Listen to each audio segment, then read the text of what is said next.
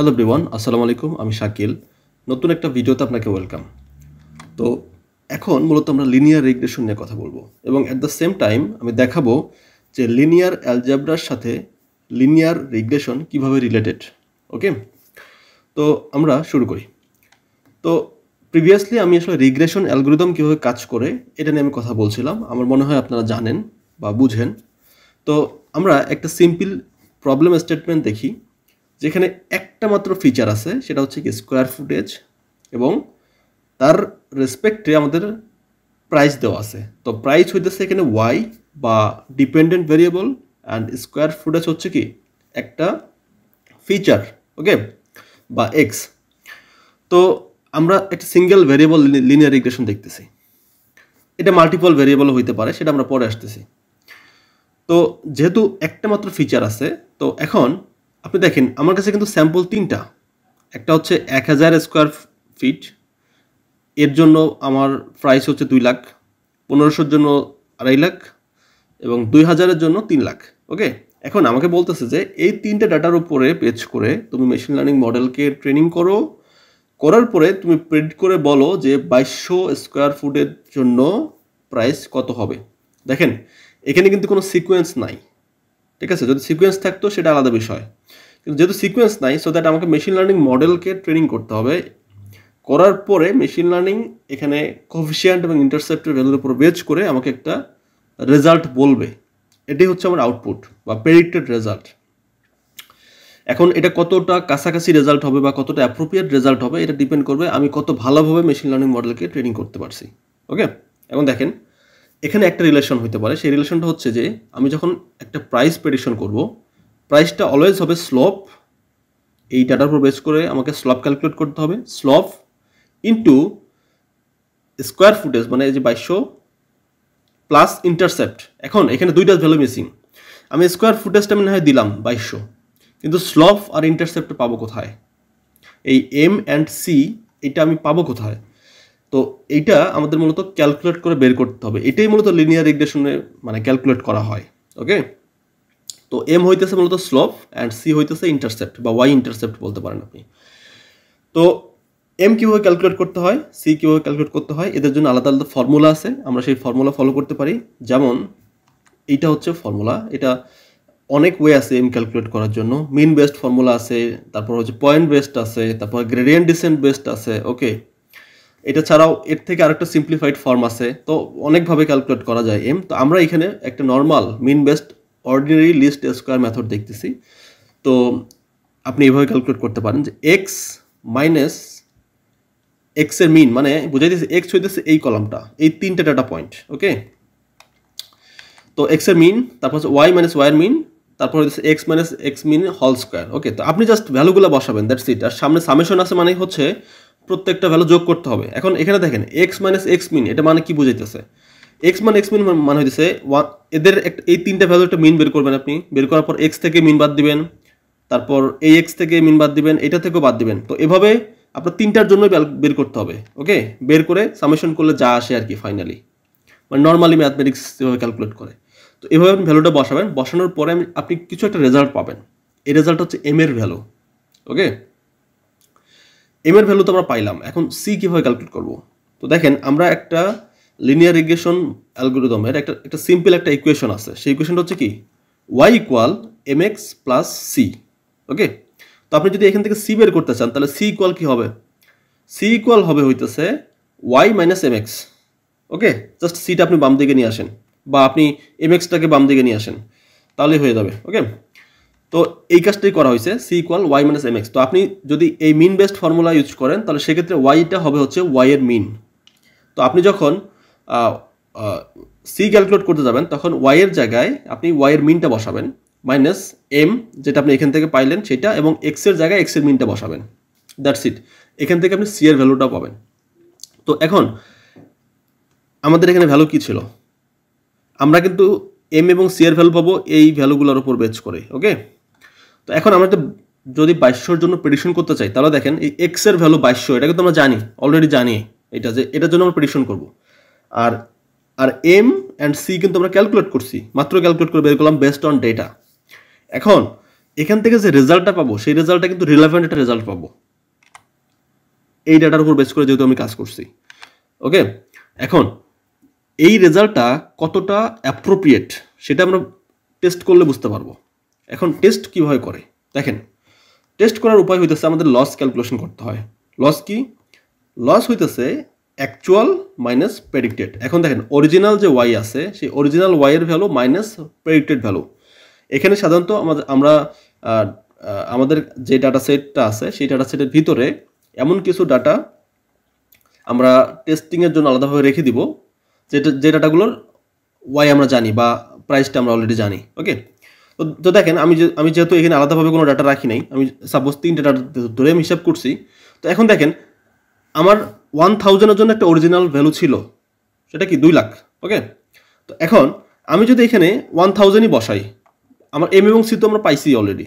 1000-এর জন্য একটা result prediction করবে। তারপর এখানে আমরা দেখেন 1500-এর জন্য আমরা একটা পাবো, তারপর 2000-এর জন্য একটা পাবো না? যখন আমরা পাবো তখন এই রেজাল্টগুলা হুবহু যে এর সাথে মিলে যাবে এমনটা না, একটু অন্যরকম, একটু কম বেশি হইতে পারে। হয়তো 2 লাখের একটু বেশি আসছে বা 2 লাখের একটু কম আসছে, এটা হয়তো 2.5 লাখের একটু বেশি আসছে বা কম আসছে, এরকম রেজাল্ট পাবো।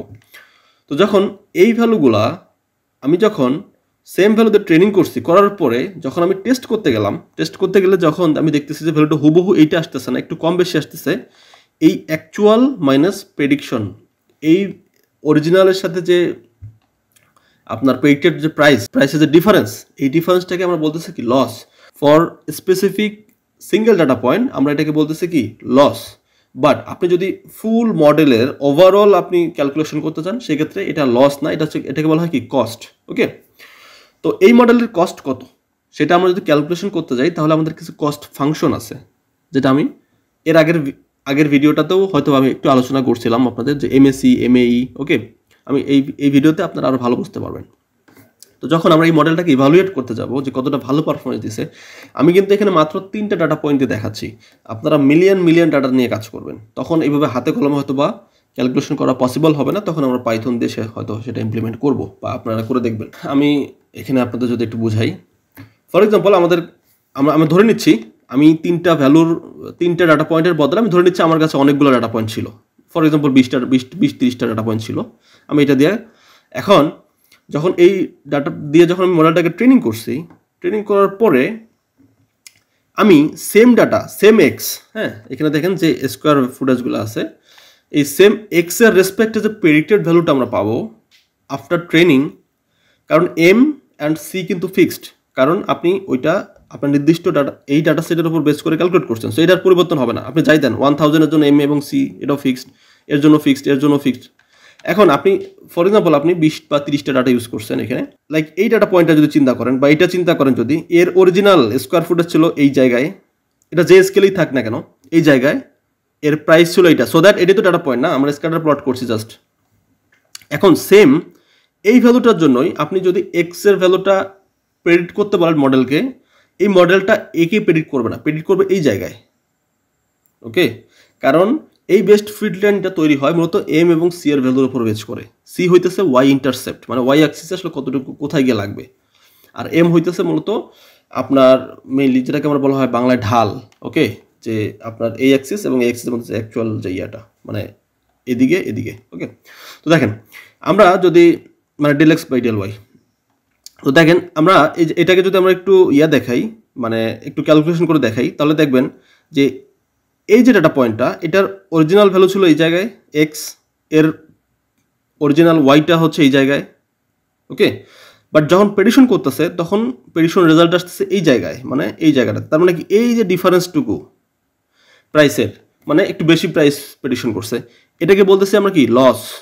ওকে, আবার আপনি এটা দেখেন, এটা আবার একটু অরিজিনাল যে রেজাল্ট সেটা একটু বড়, প্রাইসটা বড়, বাট প্রেডিকশন করবে কি ছোট, এটাও লস।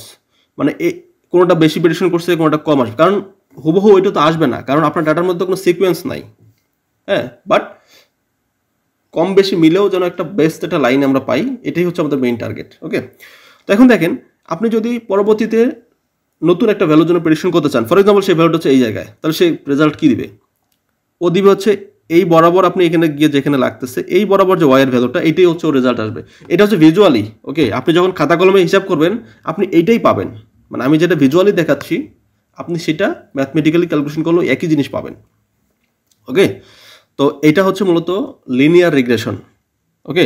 তো লসটা আমরা তো বুঝলাম, একটা নির্দিষ্ট ডাটা পয়েন্টের যে ডিফারেন্সটা ওর যে অ্যাকচুয়াল এবং প্রেডিকশন ভ্যালুর মধ্যে, এটাকে বলতেছি আমরা লস। তাহলে কস্ট কি? কস্ট মূলত ইভ্যালুয়েশন করতে হয়, বিভিন্ন রকম ফাংশন আছে, যেমন এমএই আছে, এমএসি আছে, আরএমএসি আছে, ওকে? তো আপনি যদি এমএই ইউজ করেন তাহলে অ্যাকচুয়াল মাইনাস প্রেডিকশন এই ডিফারেন্সটা ক্যালকুলেশন করবেন এবং এটা অ্যাবসোলিউট ভ্যালু। তারপর এমএসির ক্ষেত্রে অ্যাকচুয়াল মাইনাস প্রেডিকশনের উপর হোল স্কোয়ার, ওকে? আর আরএমএসি হইতেছে এমএসির রুট, ওকে?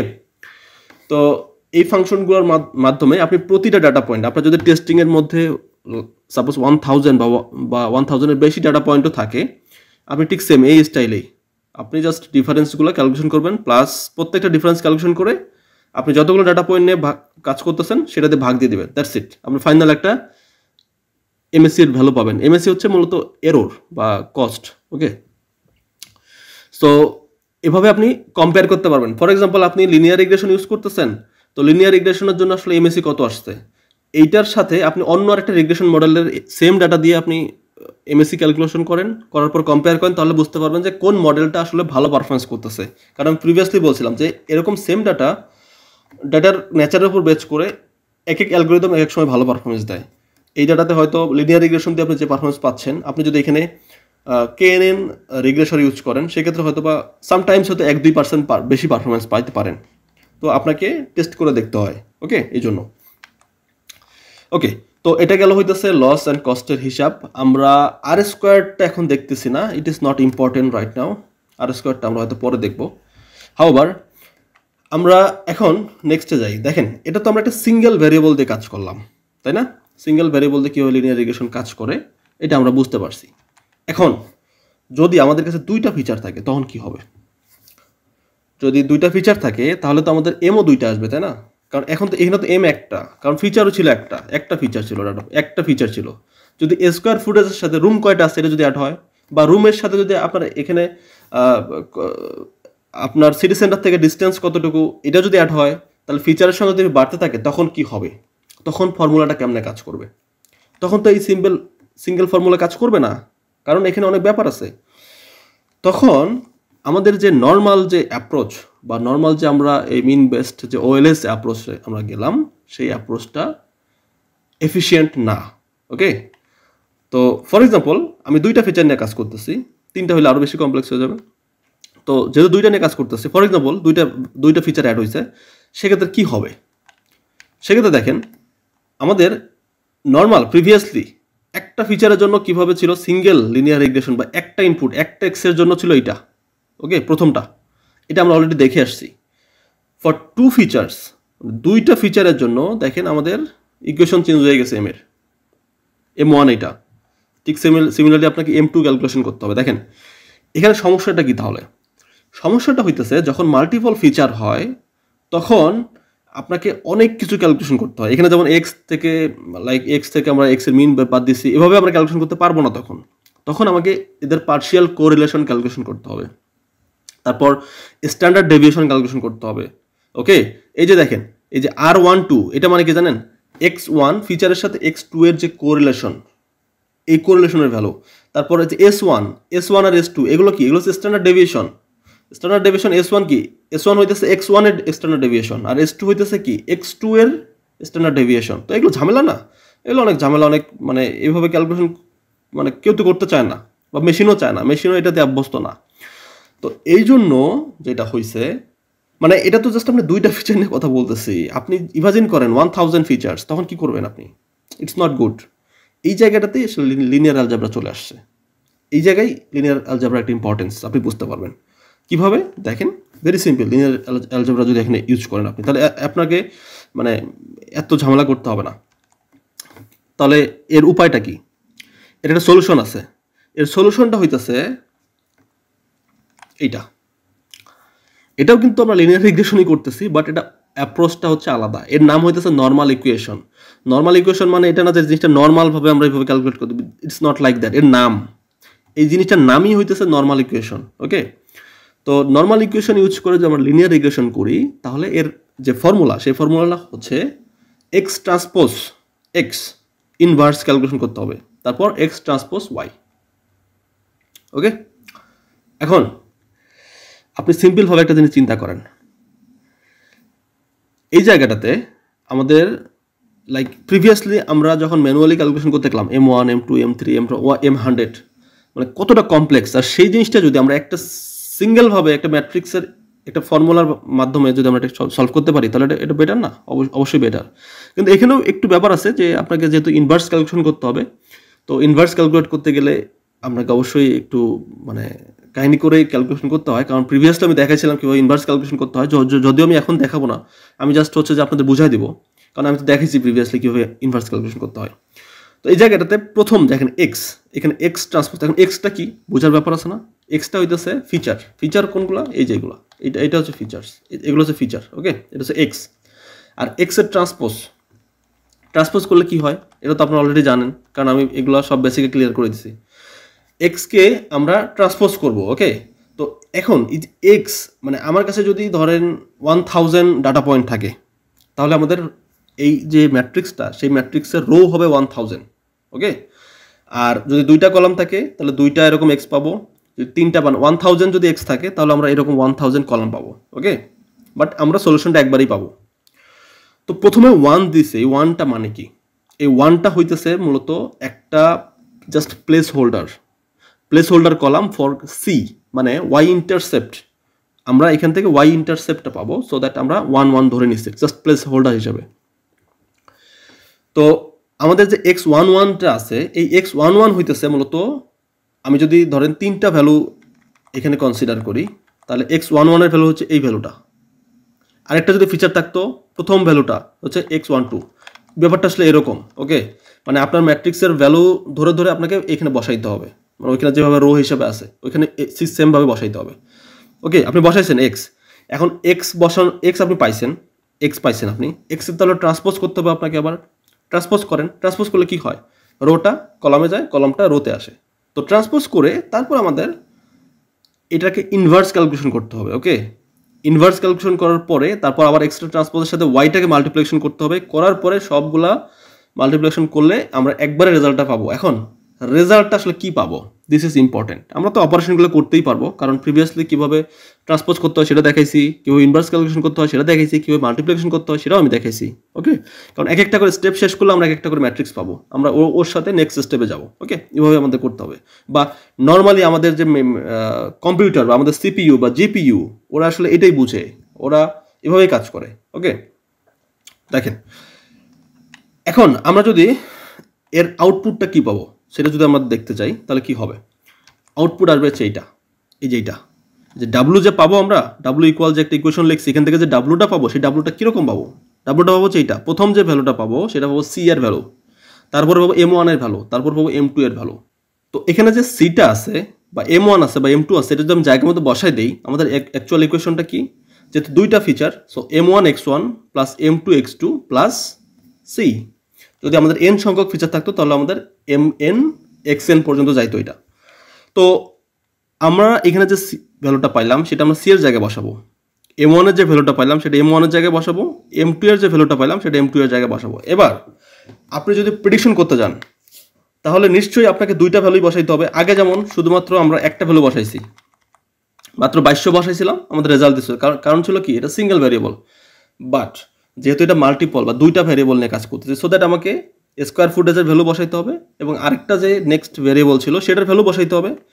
তাহলে এই ভ্যালুটা যাবে হচ্ছে x1 এর মধ্যে, আর এখানে আরেকটা যে ফিচার মানে ছিল আমরা জুম করছি, এটা যাবে হচ্ছে কি x2 এর মধ্যে, এই জায়গাটাতে। ওকে, এই জায়গাটাতে। আর M1 আর M2 তো আমরা এই ডাটার উপর বেস করে আমরা ক্যালকুলেশন করছি, সি পাইছি। এবার আপনি যে রেজাল্টটা পাবেন সেই রেজাল্টটা হচ্ছে কি আউটপুট, কিসের? Prediction output. সো দুইটা ফিচার বা তিনটা বা 1000 1 লাখ ফিচার হইলেও আপনি ঠিক সেম এভাবেই কাজ করবেন। তো তাহলে চলেন আমরা এবার একটা এক্সাম্পল দেখি।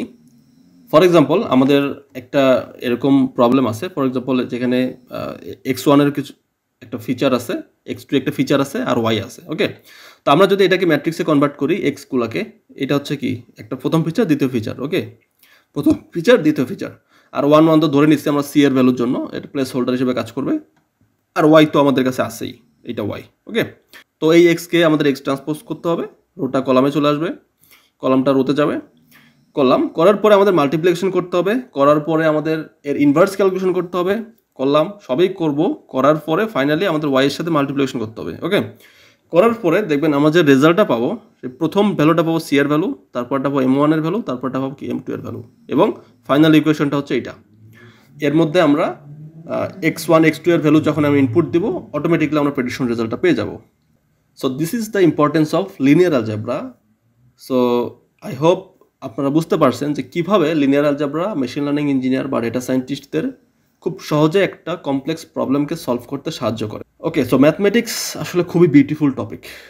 যদি আপনি ভালোভাবে এটা বুঝেন বা ওরকম কোনো ভালো টিচার পান যে আপনাকে বুঝাই দিবে, এটা এটা খুবই ভালো একটা টপিক এবং বোঝার মতো টপিক এই জিনিসগুলা। ওকে, তো আমরা না বুঝে আসলে কাজগুলো করি, সো দ্যাট আমাদের ক্যারিয়ারে আমরা খুব ভালো দূর আগাইতে পারি না বা জবও পাই না শেষ পর্যন্ত। বাট আমি চেষ্টা করতেছি যে ম্যাথমেটিক্সের এই কনসেপ্টগুলো আপনাদের ক্লিয়ার করে দেবো ইনশাল্লাহ, এবং এর থেকেও আমার অনেক বড় একটা ড্রিম আছে যে generative AI and reinforcement learning, মানে যে অ্যাডভান্স টপিকগুলো আছে, এই অ্যাডভান্স টপিকগুলোর যে ব্যাকএন্ডের ম্যাথমেটিক্স, এগুলো আরও ইন্টারেস্টিং। ঠিক আছে, মানে কি বলবো, মানে এটা না দেখাইলে আসলে বুঝবেন না কতটা ইন্টারেস্টিং। আই বিলিভ যদি আল্লাহ চায় কোনো একদিন, হয়তো আমি জানি না আমি পারবো কিনা, বাট আই উইল ট্রাই। তাহলে নেক্সট ভিডিওতে আমি ইনশাল্লাহ নতুন কোনো টপিকে কথা বলবো। সে মধ্যে ভালো থাকবেন। আসসালামু আলাইকুম।